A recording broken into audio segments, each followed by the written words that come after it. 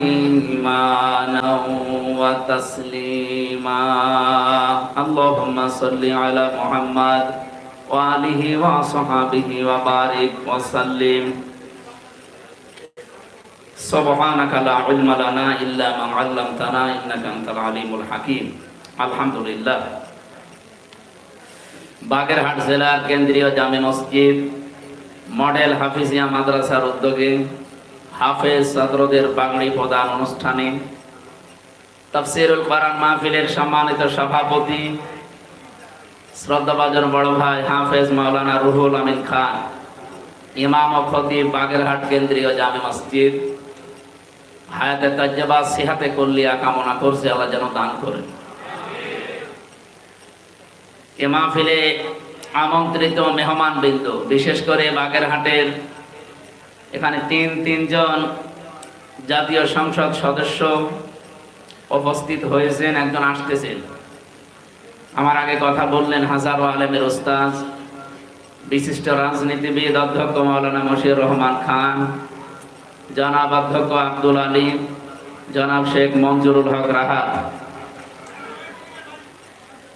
জাতির যে দায়িত্ব আল্লাহ রাব্বুল আলামিন তাদের কাঁধের উপরে তুলে দিয়েছেন, এটা সততার সাথে ইখলাস নিয়ে পালন করার তৌফিক যেন আল্লাহ দান করেন। এখানে বাগেরহাটের মাননীয় জেলা প্রশাসক অতিথি হিসাবে আছেন জনাব গোলাম মোহাম্মদ আব্দুল বাতেন, জনাব এডিএম আকরাম হোসেন তালিম, আহ্বায়ক বাগেরহাট জেলা বিএনপি। উপস্থিত আছেন বাংলাদেশ জামায়াতে ইসলামী বাগেরহাট জেলা শাখার সম্মানিত জেলা আমির বিশিষ্ট আলেমে দ্বীন মাওলানা রেজাউল করিম। উপস্থিত আছেন হাজারো আলেমদের ওস্তাদ। আমি অনেকের নাম জানি না, এই জন্য দোয়া করছি ওয়ারাফা'না লাকা যিকরাক, আলেমদের মর্যাদা সম্মান আল্লাহ দুনিয়া আখিরাতে আরো বাড়িয়ে দেন। তো আলেম হওয়া লাগবে। আমি যাদের সম্মান কামনা করেছি এই মানুষগুলো যদি আলেম হয়ে থাকে আল্লাহ তাদের সম্মান মর্যাদা এই মুসাফিরের দোয়া কবুল করে অবশ্যই বাড়িয়ে দেবে। তো আলেম নামে কেউ যদি জালেম হয় তার সম্মান মর্যাদা বাড়াবে না, আরো কমবে। আলেম নামে জালেম পৃথিবীতে কারা? কোরআনে কারিমের বর্ণনা অনুযায়ী আমরা সামনে নিয়ে আসবো ইনশাআল্লাহ। সামনে বসা মুসলমান ভাইরা, পর্দার আড়ালের সম্মানিতা মা এবং বোনেরা, মেয়ে এসেছে। আমার তো মনে হচ্ছে এটা কোনো বাজার মনে হয়। না, এটা হার্ট অফ দ্য টাউন। এই জায়গাটা তো ঘেরা এত সুন্দর করে, কি আগে আপনারা ঘিরে ফেলেছেন না? না, এটা রাষ্ট্রীয়ভাবে জেলা প্রশাসনের উদ্যোগে এটা এইখানে এইভাবেই বাগেরহাটের সব থেকে বড় অনুষ্ঠানগুলো এখানে হয়। আলহামদুলিল্লাহ, আমরা একটা ঐতিহ্যপূর্ণ জায়গায় আছি। এমনি বাগেরহাট নাম করা খান জাহান আলী রহমতুল্লাহ আলাইহির কারণে। মা বোনটা এর থেকে বেশি আছে।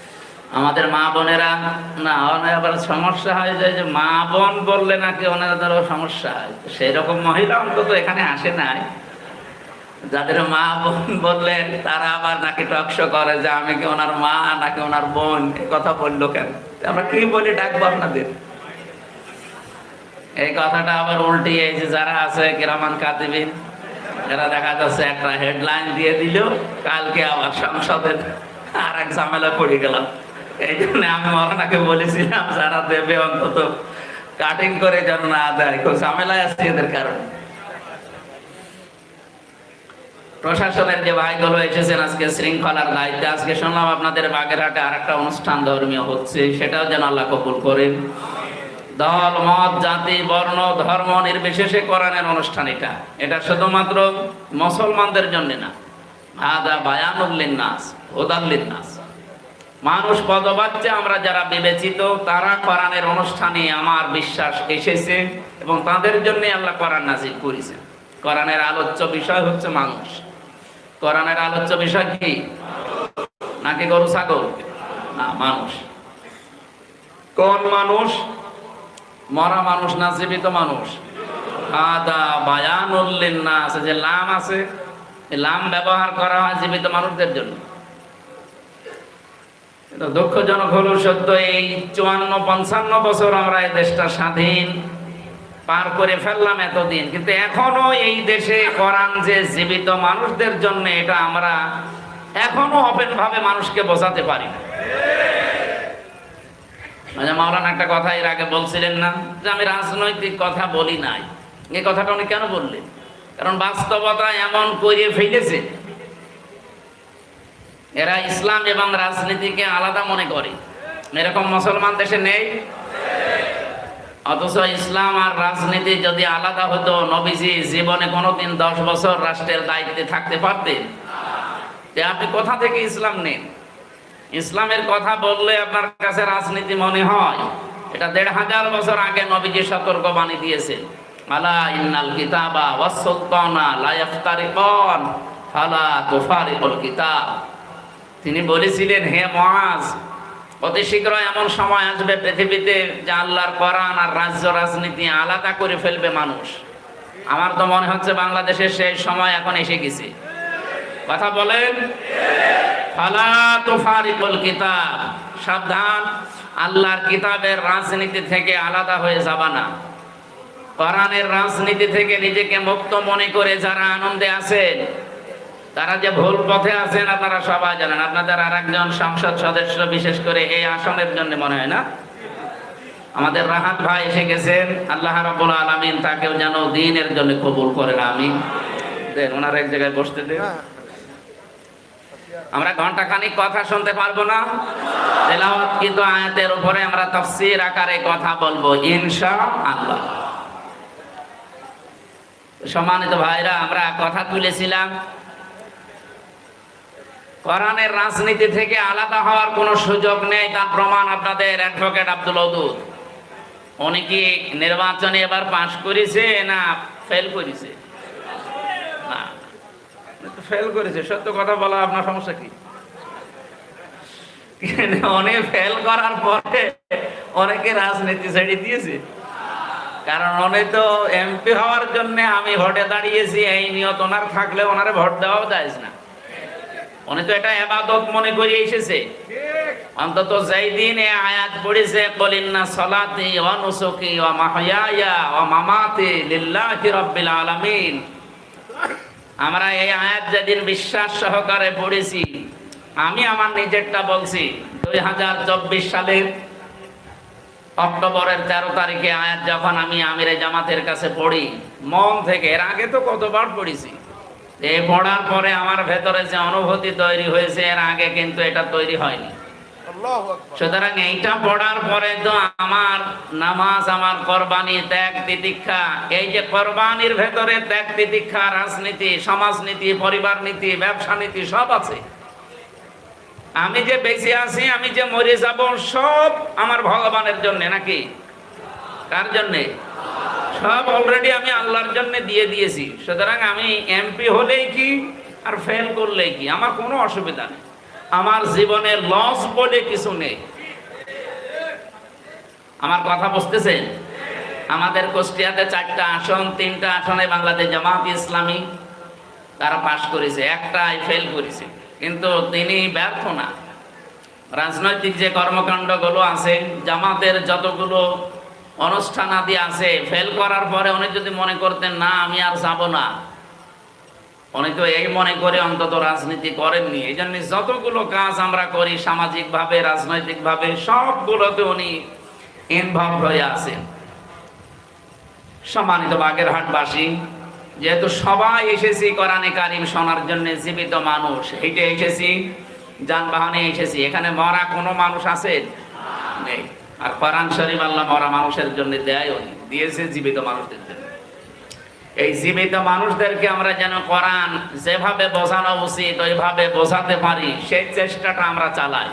কিন্তু অনেকে এটা এই 17 বছর তো হতেই দেয়নি। তাফসীর মাহফিল নাম শুনলে তাদের ভয় পেত। কারণ তাফসীর শব্দের শাব্দিক অর্থ হচ্ছে খুলে ফেলা, ওপেন করা। আবরণ আছে, আবরণ ফেলে দেওয়া। আমাদের এই দেশে, এই পৃথিবীতে যারা বিভিন্ন আবরণ নিয়ে বসে আছে, তাফসীর করলে তাদের আবরণ খুলে যাবে। কেউ শিরিকের আবরণ দিয়ে, কেউ কুফরের আবরণ দিয়ে, কেউ বেদাতের আবরণ দিয়ে, কেউ মানুষের তৈরি করা আবরণ দিয়ে নিজেদেরকে আড়াল করে রেখেছে, বুঝতে দেয় না। এই কথা বলা যাবে না ভাই, এমনিতে আপনারা আওয়াজ করেন কেন? ওই জায়গায় বসেন না দাঁড়িয়ে থাকেন, কথা বলবেন না। আবার কথা বলেন, চুপ করেন, কথা বলবেন না। আপনাদের থামাতে যদি গলা ভেঙে যায় ওয়াজ করবো কি দিয়ে? কথা বলা যাবে না। আমরা আশা করছি এতদিন যেভাবে আমাদেরকে অনেকে ধোঁকা দিয়ে বোকা বানিয়ে রেখেছিল, এটা যেন আগামীতে কেউ দিতে না পারে। আমরা শুধুমাত্র মরা মানুষ, মরে গেছে যারা, তাদের জন্যই কোরআন পড়বো না। ওদের জন্য আল্লাহ কোরআন দেয়নি, দিয়েছে জীবিত মানুষদের জন্য। হাদা বায়ানুল লিন্নাস ওয়া হুদাও ওয়া মাউইযাতুল লিল মুত্তাকিন। এখানে দুইটা কথা আল্লাহ দিয়েছেন। এই বর্ণনা, এই বক্তব্য আমি মানুষের জন্য দিলাম। এখানে হেদায়েতের পথ নির্দেশিকা দেওয়া আছে, আর ওয়াজ করা আছে মুত্তাকিদের জন্য। মুত্তাকি কারা? আমরা যদি ওই আয়াতের ভেতরে আসে কোনো পয়েন্ট ইনশাআল্লাহ বলবো ওদিকে। আমার আজকের আলোচনার বিষয় দুইটা আয়াত পড়েছি, সূরা ইউনূসের 14 নম্বর আয়াত, সূরা রুমের 40 নম্বর আয়াত। যে কোনো একটা আয়াতের উপরে আমরা তাফসীর আকারে কথা বলার চেষ্টা চালাবো। ওমা তাওফীকি ইল্লা বিল্লাহ। যেহেতু সবাই এসেছে, আমরা জীবিত মানুষ, কোরআনে কারীমও জীবিত মানুষদের জন্য আল্লাহ দিয়েছেন, এই জন্য খুশি হয়ে বলেন আলহামদুলিল্লাহ। নবীজি বলেন ইন্নাল্লাযী লাইসা ফী জাওফিহি শাইউম মিনাল কুরআনি কাল বাইতিল খরিব। যে অন্তরের ভেতরে কোরআনে কারীম নেই, ওটা মানুষের অন্তর বলা যায় না, ওটা উজাড় গৃহ, শয়তানের ঘর। এই যে কোরআনের জ্ঞান যেখানে নেই, ওটা দেখতে মানুষ মনে হলে কি হবে? ওটা আসলে আল্লাহর দৃষ্টিতে, নবীজির দৃষ্টিতে মানুষই না, ওর পুরা অন্তরটা উজাড় গৃহের মতো। বাগেরহাটবাসী আজকে একটা দুঃখ পেয়েছি, টক শোতে দেখবেন আমাদের এক বোন, উনি অবশ্যই ইসলাম সম্পর্কে জানে না, এই কারণে এই কথা উনি বলে ফেলেছেন যে চাঁদাবাজি চাইতে নাকি যাকাত খারাপ। আপনি কথা বলতে পারলেন? যাকাতকে আমির হামজার কোন তৈরি করা বিধান? নামাজের কথা আল্লাহ ৮২ বার কোরআনে কারিমে ডাইরেক্ট ইনডাইরেক্ট দিয়েছেন। যাকাতের কথাও আল্লাহ ডাইরেক্ট ইনডাইরেক্ট ৮২ বার দিয়েছেন। নামাজের কথা বললে হয়তো দেশে এতক্ষণ হুলস্থুলুস লেগে যেত। কেউ যদি বলতো যে নামাজে মানি না, আপনি তো যাকাতের সাথে চাঁদাবাজির যে তুলনা দিয়েছেন, এ কথা কোন জায়গায় লেগেছে আপনি টের পাচ্ছেন? যদি অলরেডি শুরু হয়ে গেছে বিভিন্ন জায়গায়, আশা করছে আমাদের ওই বোন তওবা করবে। উনি যদি আল্লাহর বিধান নিয়ে কটূক্তি করার পরে ফিরে না আসে, ওনার বাকি ব্যবস্থা দেশের মানুষ করবে। ফামান আযলামু মিম্মান ইফতারা আলাল্লাহি কাযিবান লিয়ুদিল্লান নাসা বিগাইরি ইলম ইন্নাল্লাহা লা ইয়াহদিল কওমাজ যালিমিন। সূরা আনামের ১৪৪ নম্বর আয়াতের শেষের দিকে আছে, রব্বুল আলামিন বলেন, আমি আল্লাহর দৃষ্টিতে পৃথিবীর সবচাইতে বড় জালেম ওইটা। রব্বুল আলামিন এখানে ট্রাম্পের নাম দেয়নি, এখানে আমার আল্লাহ নরেন্দ্র মোদীর নাম দেয়নি। ফামান আযলামু, আল্লাহর দৃষ্টিতে ইসমে তাফজিল দিয়েছেন, আল্লাহ সবচাইতে বড় জালেম ওইটা। মিম্মান ইফতারা আলাল্লাহি কাযিবান, যে ব্যক্তি আল্লাহর সম্পর্কে একটা মিথ্যা তথ্য মানুষের কাছে ছড়ায়। আল্লাহ বলেন কেন ছড়ায় জানো? লিয়ুদিল্লান নাসা বিগাইরি ইলম, পথভ্রষ্ট করার জন্য, মানুষদেরকে গোমরা করার উদ্দেশ্যে, জ্ঞান না থাকার কারণে। যে মানুষটা যাকাতের সাথে চাঁদাবাজির তুলনা দিল, বলেন তো ওকে যদি বলা হয় সূরা ফাতিহা শুদ্ধ করে পড়তে পারবে? আমাদের একজন সংসদ সদস্য একটা আয়াত পড়ছিল, দেখলাম মনে হচ্ছে আয়াত কেবল নাজিল হইল। কি আয়াত গো? ওয়ালা তালবিসুল হক পর্যন্ত ঠিক ছিল, এর পরের শব্দ শুনে আমার মনে হয় যারা পারে না তাও তার মুখের দিকে তাকিয়ে আছে। ওয়ালা তাকমুতুল হক, আপনি যেটা পারেন না ওটা বলতে চান কোন কারণে?